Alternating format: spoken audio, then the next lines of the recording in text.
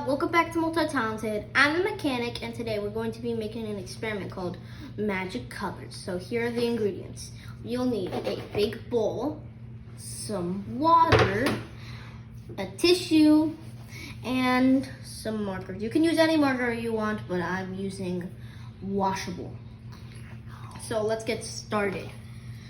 So we're going to design our tissue first. So we're going to put the water and container away.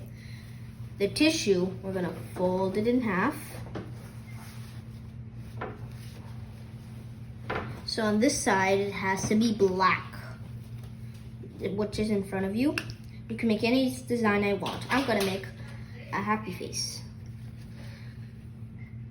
And I'm not going to color it or anything, no. So now, on the other side, you can see the trace marks here, so you can just trace the same thing here. Okay, so now that we're done with that, on this side now, we get to add in colors. So I'm just gonna make it random. This is my hair.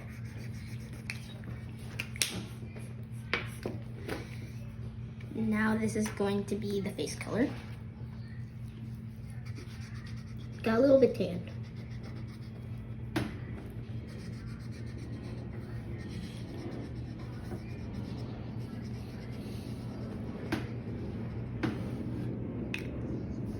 Okay, now that I'm done with that, we get to fold it like this.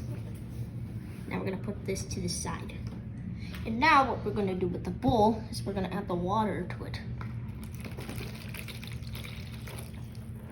Okay, so now here's the part where it gets fun.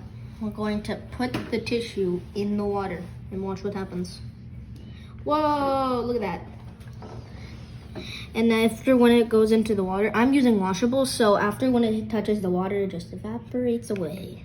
See? So let me tell you why this is happening. So every single time when a tissue gets wet, you can always see through it at the end. When it's all wet, you can always see the end. Like, I can see through it. And the same thing goes for here.